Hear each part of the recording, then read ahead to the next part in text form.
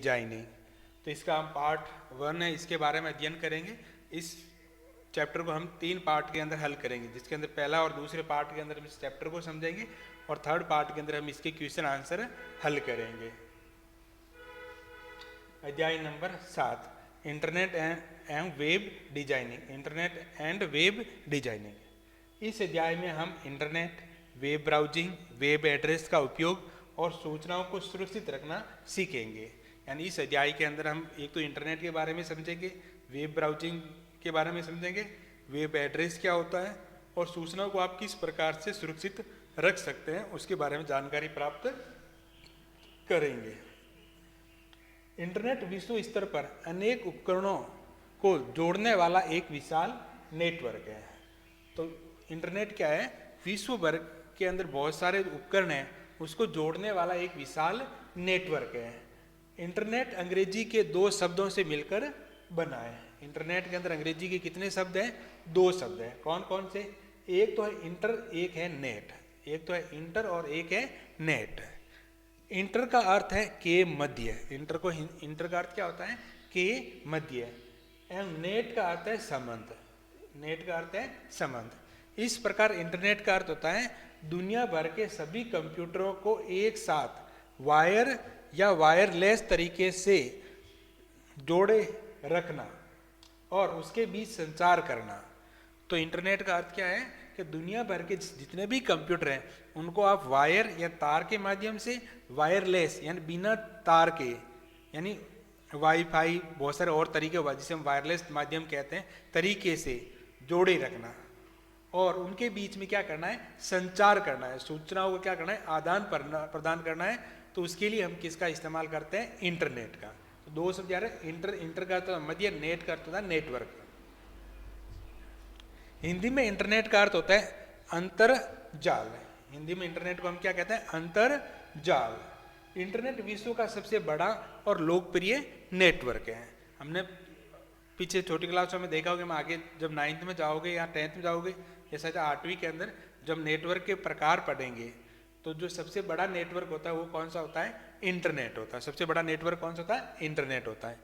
इसके माध्यम से हम शिक्षा, चिकित्सा, विज्ञान, खेल, राजनीति, संगीत, वाणिज्य, अंतरिक्ष इत्यादि किसी भी क्षेत्र से संबंधित जानकारी पल भर में प्राप्त कर सकते हैं। आप इंटरनेट के माध्यम से किसी भी प्रकार की अगर आपको जानकारी प्राप्त करनी है, शिक्षा के क्षेत्र की या चिकित्सा, विज्ञान, खेल, राजनीति, तो आप इनसे संबंधित जानकारी पल भर के अंदर इंटरनेट के माध्यम से प्राप्त कर सकते हैं। तो याद रह जाएगा। आगे देखते हैं। इंटरनेट की दुनिया, वर्ल्ड ऑफ इंटरनेट। इंटरनेट के विभिन्न क्षेत्रों के लिए मानक और दिशा निर्देश तय करने, अनुसंधान करने वाला समूह वर्ल्ड वाइड वेब कंसोर्टियम कहलाता है। अब दूसरी बात आपको ध्यान रखना है कि इंटरनेट का कोई मालिक तो होता नहीं है। तो इंटरनेट के क्षेत्र के अंदर जो मानक है, दिशा निर्देश तय करने, ये जो अनुसंधान का काम करने वाला एक समूह है जिसका नाम है वर्ल्ड वाइड वेब कंसोर्टियम, जिसको कहते हैं W3C। क्या कहते हैं? W3C है।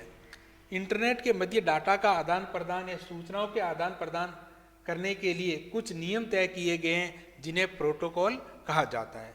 जिस प्रकार हम हाईवे या रोड पर चलते हैं तो हमारे लिए कुछ प्रोटोकॉल, कुछ नियम होते हैं जिनका हमें पालन करना होता है।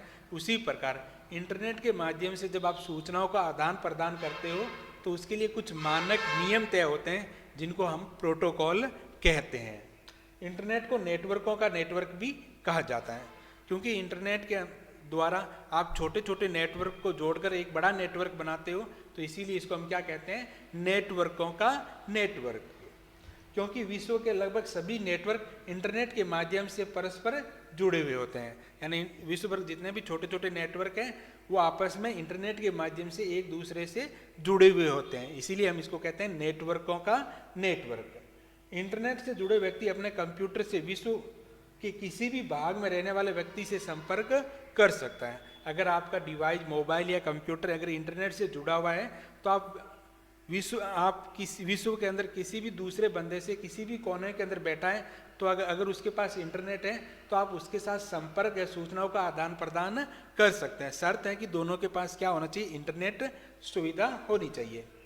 ये त्वरित संचार, सूचना साझा करने, ऑनलाइन गतिविधियों की सुविधा प्रदान करता है। इंटरनेट अगर आपको त्वरित तेज गति से संचार करना है, सूचनाओं का आदान प्रदान करना है, कोई ऑनलाइन गतिविधि करनी है, तो ये सब कुछ सुविधा आप इंटरनेट के द्वारा आसानी से प्राप्त कर सकते हैं। इसके प्रमुख घटक वेब ब्राउजर है, वेबसाइट है, सर्च इंजन। तो इसके बहुत सारे जो कंपोनेंट है जिसको हम घटक कह सकते हैं। भाई इंटरनेट चलाने के लिए आपको वेब ब्राउजर की आवश्यकता होगी, जो सूचना होती है वो किसी वेबसाइट के ऊपर होती है। वेबसाइट को ढूंढने के लिए हमें किसकी रिक्वायरमेंट होती है? सर्च इंजन की रिक्वायरमेंट होती है। जैसा नेटवर्क या चैनल जो एक देश से विभिन्न शहरों को एक देश के दूसरे देश को जोड़ता है और उसके मुझे डेटा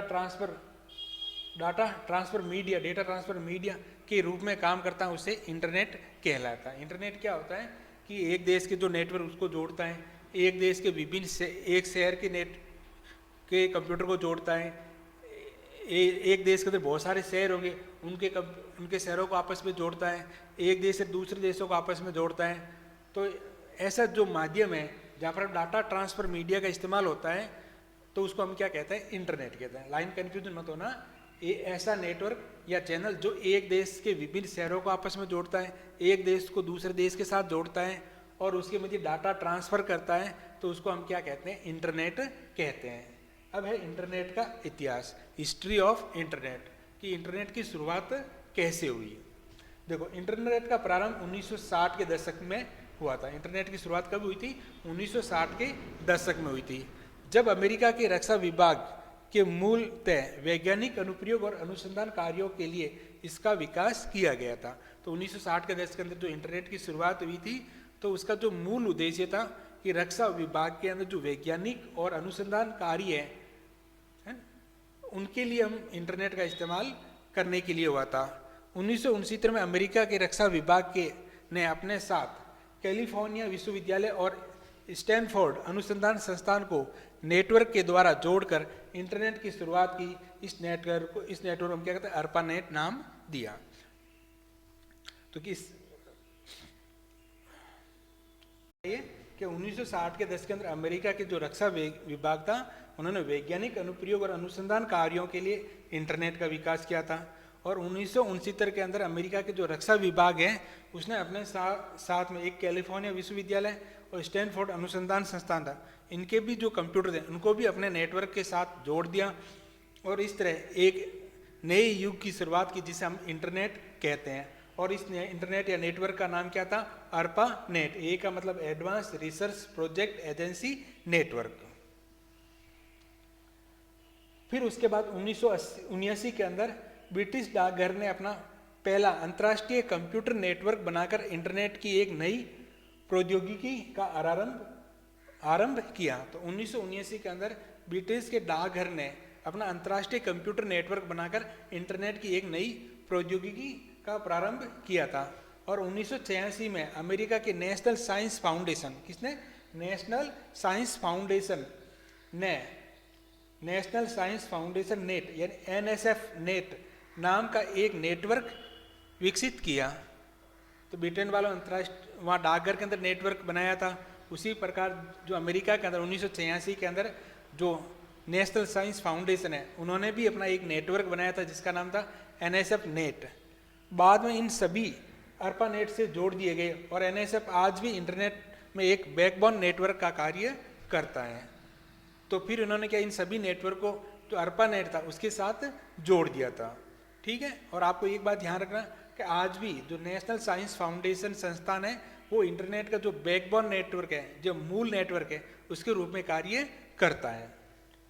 1989 में ब्रिटिश वैज्ञानिक टिम बर्नर ली के 1989 के अंदर 89 के अंदर एक ब्रिटिश वैज्ञानिक था जिसका नाम था टिम बर्नर्स ली ने इंटरनेट पर संचार को सरल बनाने के लिए एक नया कंसेप्ट लाया था जिसका नाम था वर्ल्ड वाइड वेब का आविष्कार किया। तो ब्रिटिश वैज्ञानिक टिम बर्नर्स ली है जिन्होंने इंटरनेट पर संचार को सरल बनाने के लिए एक नया कंसेप्ट लाया था जिसका नाम था वर्ल्ड वाइड वेब का आविष्कार किया था। इन्होंने 6 अगस्त 1991 को प्रथम वेबसाइट का दुनिया भर के लोगों से परिचित करवाया था। और दुनिया की जो पहली वेबसाइट थी जो कब लॉन्च की गई थी? 6 अगस्त 1991 को किसने की थी? टिम बर्नर्स ली ने। इंटरनेट के इतिहास में ये एक क्रांतिकारी खोज थी। तो इंटरनेट के इतिहास में अगर हम जो डब्ल्यू कंसेप्ट था, डब्ल्यू वर्ल्ड वाइड वेब, ये एक क्रांतिकारी खोज थी। टीसीपी/आईपी ट्रांसमिशन कंट्रोल प्रोटोकॉल या इंटरनेट प्रोटोकॉल का उपयोग होने से नेटवर्क यानी अर्पानेट को संचार का प्रमाणीकृत माध्यम मिला। इसे ही पूर्ण रूप से इंटरनेट माना जाता है। जब एक मानक प्रोटोकॉल टीसीपी/आईपी का जब प्रयोग होने लग गया नेटवर्क के अंदर, तब हम इसको पूर्ण रूप से इंटरनेट मान सकते हैं, यानी एक प्रमाणित इंटरनेट मान सकते हैं।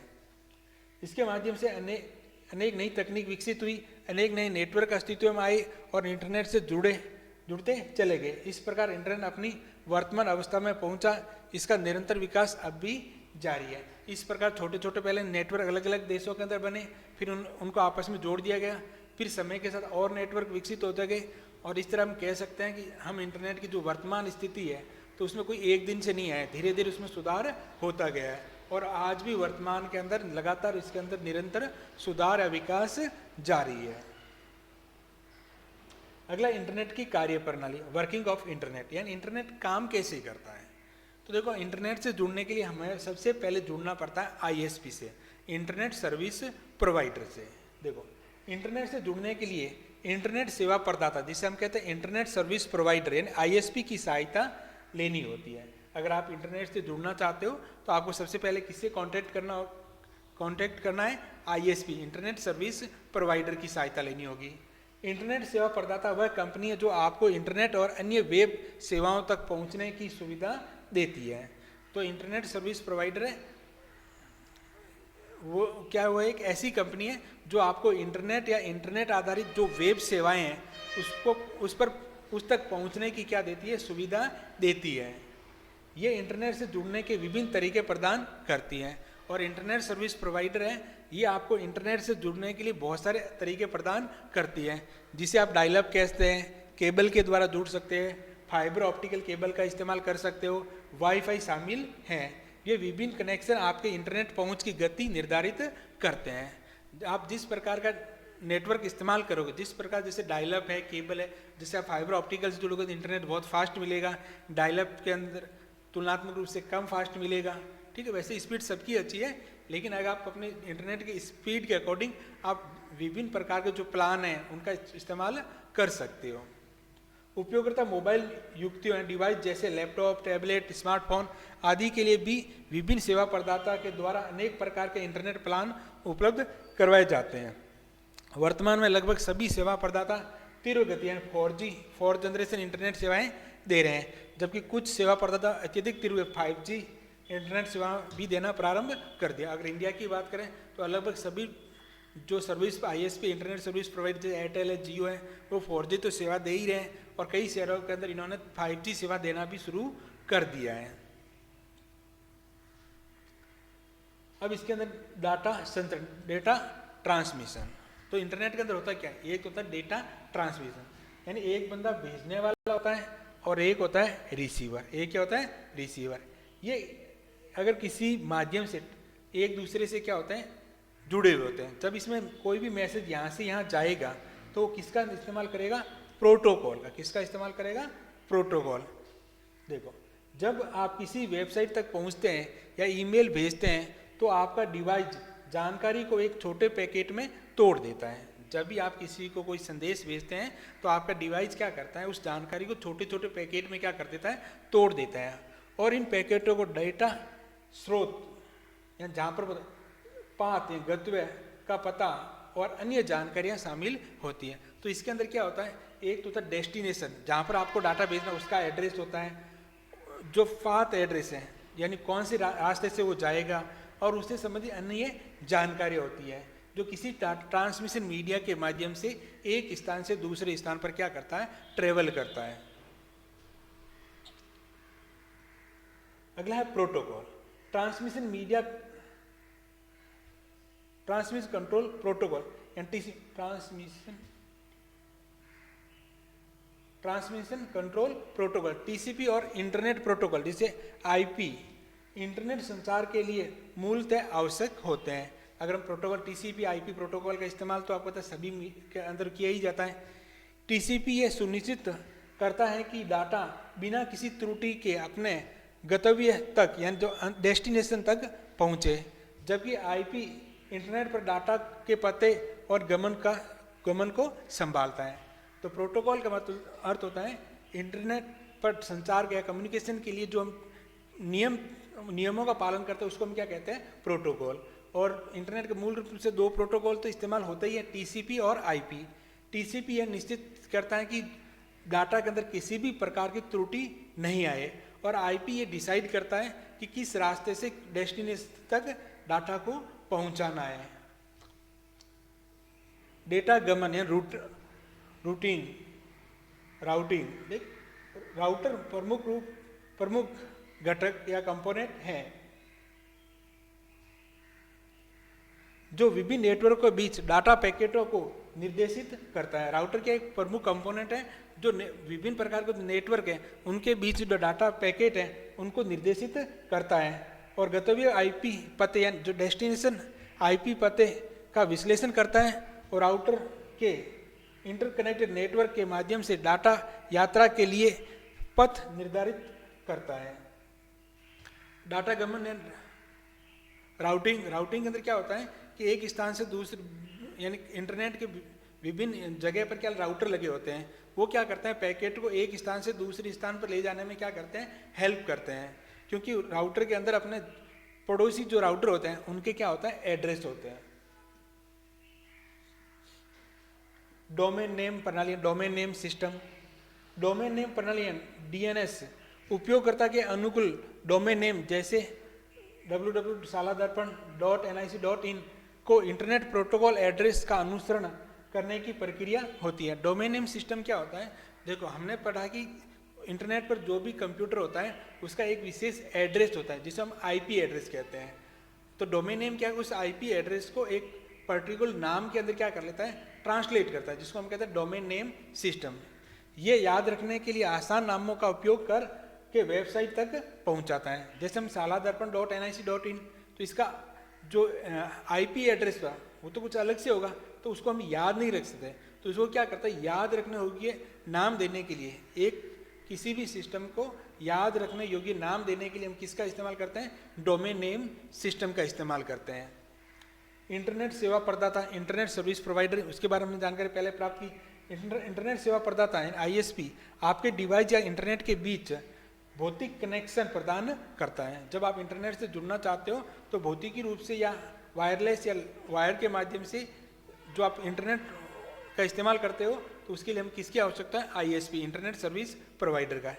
ये डाटा का स्थानांतरित करने के लिए फाइबर ऑप्टिकल केबल है, वायरलेस कनेक्शन आदि का उपयोग करते हैं। BSNL MTNL है, ये किस प्रकार है, इंटरनेट सर्विस प्रोवाइडर है। आगे सर्वर एक प्रोग्राम या हार्डवेयर है जो क्लाइंट के अनुरोध पर डाटा, सेवाएं, संसाधन या अन्य कंप्यूटर को प्रोग्राम प्रदान करता है। तो इंटरनेट की दुनिया में सर्वर एक ऐसा कंप्यूटर होता है जो इंटरनेट पर आने वाली रिक्वेस्ट यानी क्लाइंट से जो रिक्वेस्ट आती है उसके अकॉर्डिंग सूचना उपलब्ध करवाने का काम कौन करता है, सर्वर करता है। ठीक है, जैसे यहाँ पर एक बंदा कोई कंप्यूटर चला रहा है, ये वेब सर्वर है, तो आप इंटरनेट के माध्यम से सर्वर से क्या कर सकते हो, कम्युनिकेशन कर सकते हो। ठीक है, तो इंटरनेट पर जो सूचना है, सेवाएं हैं उपलब्ध करवाने वाला जो कंप्यूटर होता है उसको हम सर्वर कहते हैं। क्या कहते हैं, सर्वर कहते हैं। ब्राउजर एक सॉफ्टवेयर प्रोग्राम है जिसका उपयोग इंटरनेट पर जानकारी खोजने, प्रदर्शित करने के लिए किया जाता है। वेब पेज तक पहुंचने के लिए ब्राउजर का सर्वाधिक उपयोग किया जाता है। गूगल क्रोम है, फायरफॉक्स है, सफारी वेब ब्राउजर के उदाहरण है। अगर आप इंटरनेट पर किसी भी वेब पेज को सर्च करना चाहते हो, खोजना चाहते हो, तो आपके मोबाइल या कंप्यूटर के अंदर वेब ब्राउजर होना जरूरी है। आप वेब ब्राउजर के माध्यम से ही कोई भी जानकारी खोज सकते हैं। किसी भी जानकारी को जब आप जानकारी खोजते हो वो प्रदर्शित कहाँ होती है, वेब ब्राउजर के ऊपर होती है। यानी वेब पेज को खोजने के लिए सर्वाधिक किसका इस्तेमाल होता है, वेब ब्राउजर का इस्तेमाल किया जाता है। गूगल क्रोम है, फायरफॉक्स है, सफारी है, ये कुछ वेब ब्राउजर के उदाहरण हैं। सुरक्षा protocols, security protocol, HTTPS hyper text transfer protocol secure जैसे प्रोटोकॉल ट्रांसमिशन के दौरान डाटा को इनक्रिप्ट करने, सुरक्षा बढ़ाने और कंप्यूटर नेटवर्क पर सुरक्षित संचार के लिए कार्य करते हैं। जैसे हमने टीसीपी आईपी का इस्तेमाल डाटा को एक स्थान से दूसरे स्थान पर लेने के लिए उन प्रोटोकॉल का इस्तेमाल किया जाता है। उसी प्रकार अगर आप सुरक्षित डाटा का एक स्थान से दूसरे स्थान ट्रांसफर करना चाहते हो तो उसके लिए हम इस्तेमाल करें HTTPS, hyper text transfer protocol, और नीचे एक लिखा था S सिक्योर। यानी अगर कोई भी वेबसाइट है आगे इस प्रकार HTTPS लिखा हुआ आ रहा है तो इसका मतलब ये वेबसाइट सिक्योर है। इसके अंदर इंक्रिप्शन टेक्नोलॉजी का इस्तेमाल किया जाता है जिसके द्वारा आप डाटा को चोरी होने की संभावना कम होती है। इसके अलावा ये एक लॉक भी लगा होता है, तो इसका मतलब इसमें जो भी आप सूचना दे रहे हो वो सिक्योर है, कोई दूसरा उसको नहीं देख सकता।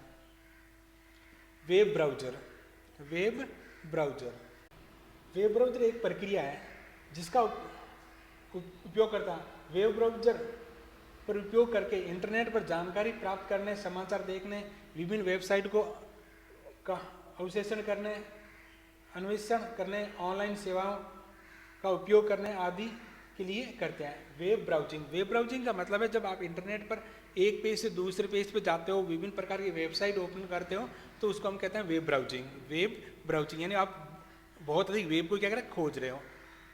तो वेब ब्राउजिंग क्या है, एक प्रक्रिया है जिसमें उपयोगकर्ता क्या करता है, वेब ब्राउजर का उपयोग करके इंटरनेट पर क्या जानकारी प्राप्त करने, समाचार देखने, विभिन्न वेबसाइटों का अन्वेषण करने के लिए, ऑनलाइन सेवाओं का उपयोग करने के लिए क्या करता है, वेब ब्राउजिंग करता है। वेब ब्राउजर जैसे क्रोम, फायरफॉक्स, सफारी, एज उपयोगकर्ता को वेबसाइट देखने, इंटरनेट पर संवाद करने की सुविधा प्रदान करते हैं। उपयोगकर्ता वेब एड्रेस यानी URL, यूनिफॉर्म रिसोर्स लोकेटर के द्वारा किसी भी वेबसाइट तक पहुंच सकता है। अगला वेब ब्राउजिंग के सामान्य प्रक्रिया, जैसे आप ये सर्च इंजन है जो वेबसाइट का प्रवेश द्वार है, यहाँ पर आप कुछ भी खोज सकते हो।